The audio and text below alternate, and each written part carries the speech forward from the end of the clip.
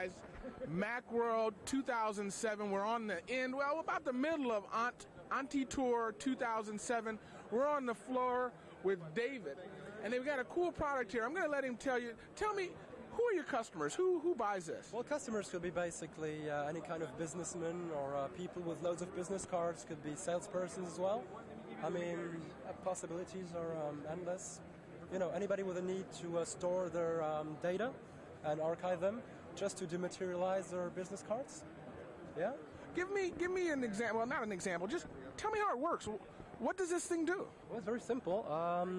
You can put your business card in. The software will recognize it, populate the fields, which would be phone number, address, and so on and so forth. And you can send this to your address book or contact management software.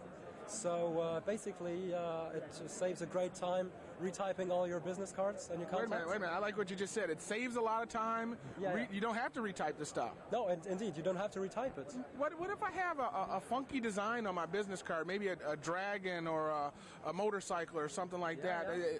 What happens? Well, this can be, if it's not in the text, in the end, it doesn't really matter. The software automatically will see what's an address, what's an email, and just, cope with it. So that's called OCR, optical character recognition. Even if, say, it's on a red background or a blue background, I mean, I understand in the print industry that blue doesn't get scanned, or there's certain colors that scanners can't see. Have you solved that problem? We use black as a cropping, so that means if you have a black business cards, it'll be a bit harder, but it'll still be able to cope. And the fields can be editable, so you can, in any case, if there's a problem, you can just put it in by hand. All right. Do we have to get a second mortgage, sell the car, sell our children to buy this? Is this thing affordable? Retails at $199 here, and you get a free product as well. And I take it it's USB or Bluetooth? What's our interface here? USB powered, so you have only one single cable, and that's about it. Just install the software, plug the scanner, and you're done. All right. You got to give us a website, maybe a phone number. People watching might want to get a hold of you, get a hold of a product. www.irislink.com. Okay. Yeah. And they need to ask for you specifically, or what? Oh, for which kind of information? If they want to buy the iris scan, they can just go to the website. Not directly related to sales, but yeah. Okay. All right. Great. Yeah. Hey guys, we're here at Mac World. IRISCard. If you got a slew of business cards in your wallet, in your drawer, in that little card file on your desk, this is a fast solution to get that stuff into your computer. Christmas cards will never be the same once you get one of these jobs, all right? We'll be back with more FAD TV right after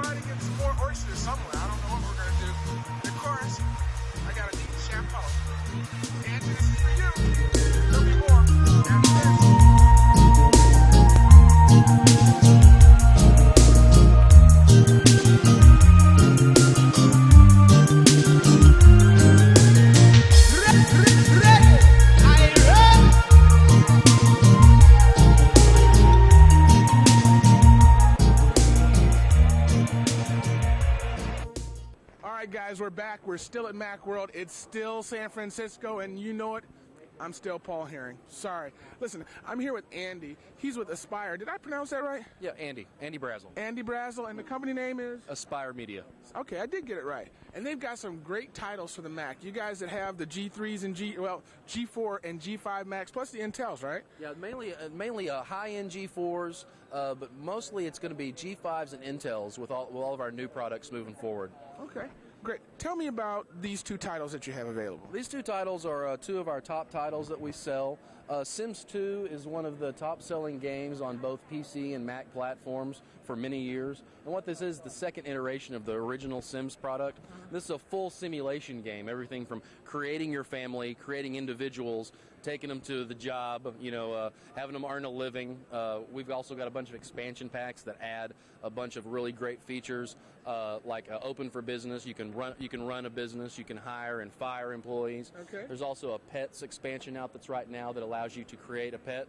Now, we all know that there's pets that look like the owners. We don't want to, we don't admit that, right? Okay. But, with pets, you can actually make a sim, and then you can make a cat or a dog that looks just like the sim, and that's good times.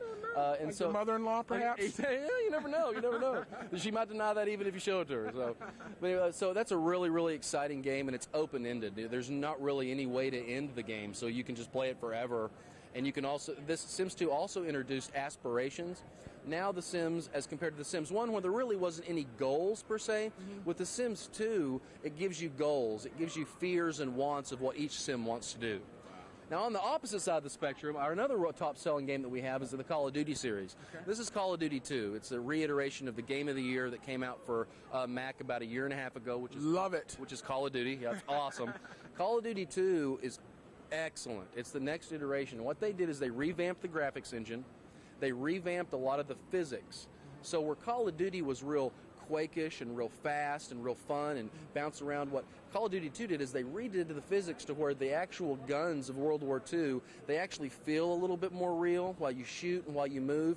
And they slowed it down just a tad bit to where it's a little bit more immersive, a little bit more stressful, and it's just really, really beautiful. And it comes with all new campaigns, and it looks really great. Listen, guys, I'm going to tell you two things about myself that I really didn't want to tell you, but when the original Sims came out, I bought a computer just to run it on because it was so much fun, and it was tying up my computer, and I couldn't get any work done.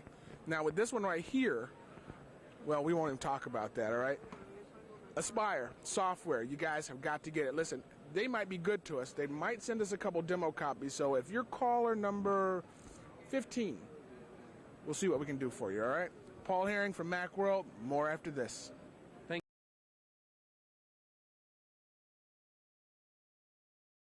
you. Get your iPod. iPod's here.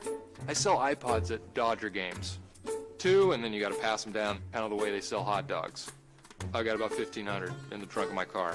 I'm usually shirtless, just for effect. The money just starts flowing in. You can listen to all these songs. I say at least over 50 songs. I'm not quite sure the amount.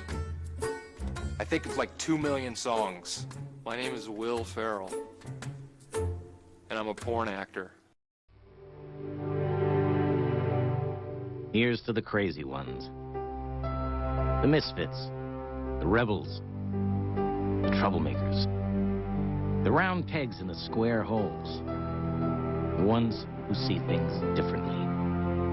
They're not fond of rules, and they have no respect for the status quo. You can quote them, disagree with them, glorify or vilify them, but the only thing you can't do is ignore them, because they change things. They push the human race forward. And while some may see them as the crazy ones, we see genius. Because the people who are crazy enough to think they can change the world are the ones who do.